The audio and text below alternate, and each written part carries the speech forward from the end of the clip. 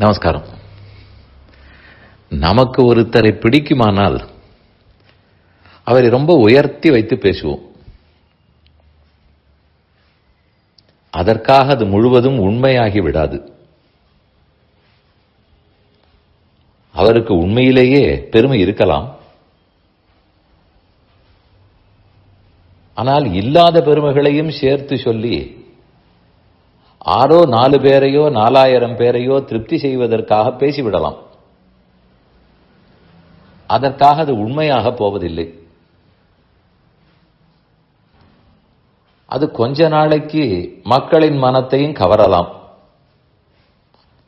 ஆனால் நீடித்து நிற்காது. உண்மை மட்டும்தான் எப்போதும் நீடிக்கும். நான் பிரபலமாவதற்காக பொய் கூட சொல்லலாம், பிரபலமும் ஆகலாம், ஆனால் நீடிக்காது. நமக்கு இருக்கும் வேகத்தில் சற்று விவேகத்தை இழந்து விடுவோம். நம் வீட்டிலேயே எடுத்துக்கொள்வோம், வேலை பார்க்கும் இடத்தில் எடுத்துக்கொள்வோம். ஒருவரை புகழ வேண்டும் என்று திடீர்னு தோன்றிவிடும். ஏன்? அவர் ஏதோ நமக்கு செய்திருக்கலாம், அல்லது அவரை புகழ்ந்தால் வேற ஏதாவது நமக்கு கிடைக்கலாம். உடனே என்ன சொல்லுவோம்? இவர் இல்லாவிட்டால் இந்த நிறுவனமே இல்லை, இவர் இல்லாவிட்டால் இந்த மாநிலமே இல்லை, இவர் இல்லாவிட்டால் இந்த நாடே இல்லை. இப்படி எதுவுமே சொல்ல முடியாது. எதற்கும் பலரும் சேர்ந்துதான் உழைத்திருப்பார்கள். நம்முடைய குடும்பத்தை எடுத்துக்கொள்வோம். அதில் கூட நான் இல்லாவிட்டால் இந்த குடும்பம் இல்லைன்னு சொல்லவே முடியாது. உடனே என் அப்பா வருவார், அம்மா வருவார், மாமனார் வருவார், மாமியார் வருவார். இவர்கள் 4 இல்லாமல் இந்த குடும்பம் உண்டா? என் குடும்பத்துக்குள்ளேயே ஒருத்தரால் தான் சொல்ல முடியாதென்றால் நாட்டிலேயும் சம்பிரதாயத்திலேயும் எப்படி ஒருத்தர் இருக்க முடியும்? வேதவியாசர் இல்லாவிட்டால் வேதமே இல்லை சொல்ல முடியுமா? அவர் பேரே வேதவியாசர். அவர்தான் வேதத்தை பிரித்து கொடுத்தார். அவர் வேதத்துக்காக ஒரு தொண்டாற்றியவர், உண்மை. எவ்வளவோ பெரியவர், அதுவும் உண்மை. ஆனால் இவர் இல்லாவிட்டால் வேதம் இல்லை அப்படி சொல்ல முடியாது. இவர் இல்லாவிட்டால் ஆழ்வார்களுடைய பாசுரமே இல்லை சொல்ல முடியுமா? பின்ன எப்போதுதான் யாரோ ஒருத்தர் இருந்தால்தானே இதெல்லாம் நடக்கும். இந்த நாடே இன்னாரால் தான் வல்லது, அவர்தான் இந்த நாட்டுக்கு எல்லாம், அதுவும் சொல்ல முடியாது.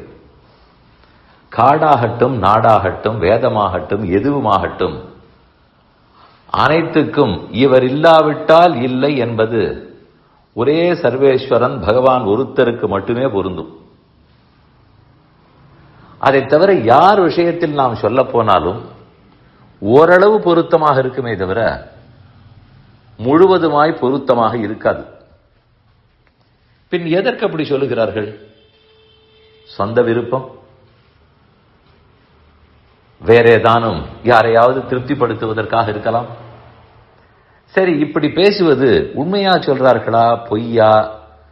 இதை எப்படி ஒரு பொது மனிதனான நாம் தெரிந்து கொள்வது? ரொம்ப சுலபம். அதைத்தான் சொன்னேன். எதிலுமே எங்குமே எப்போதுமே இன்னார் இல்லாவிட்டால் இது இல்லை என்று ஒரு பொது விஷயத்தில் சொல்லவே முடியாது. அது பகவான் ஒருத்தருக்கே இந்த சிறப்பு பொருந்தும். இந்த ஆத்மா பகவான் இல்லாவிட்டால் இல்லை, உண்மை.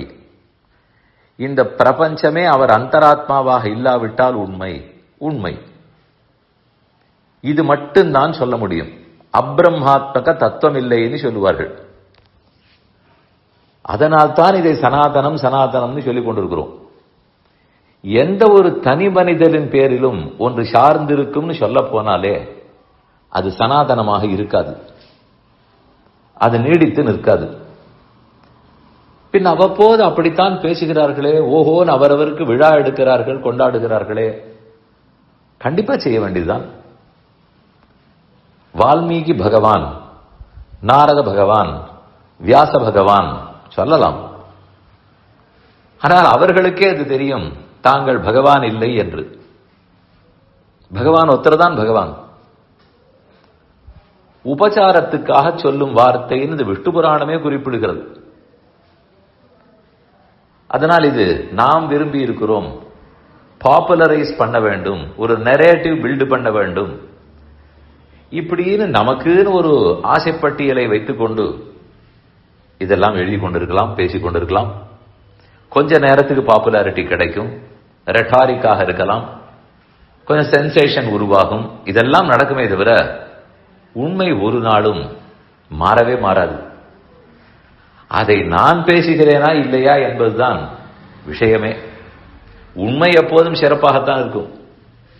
நான் உண்மை பேசினால் நானும் சிறப்பானவன், நான் திரித்து பேசினால் நான் தாழ்ந்தவன்.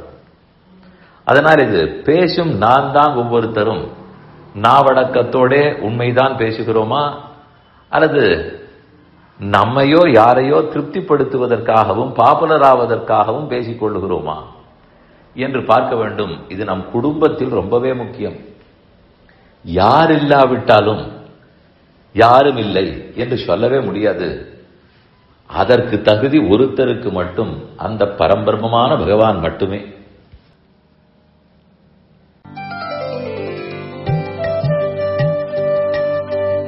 இந்த என் பணி ஆடியோவை உங்களுக்காக வழங்கியவர் வேலுக்குடி ஸ்ரீ கிருஷ்ணன் சுவாமி. இந்த ஆடியோவை தினமும் உங்கள் மொபைலில் பெற கிஞ்சித் என் பணி KINCHITENPANI என்ற ஆப்பை கூகுள் பிளே ஸ்டோரிலோ அல்லது ஆப்பிள் ஐஸ்டோரிலோ டவுன்லோட் செய்து கொள்ளவும். தினந்தோறும் இது போன்ற உபன்யாசங்களை கேட்டு மகிழவும்.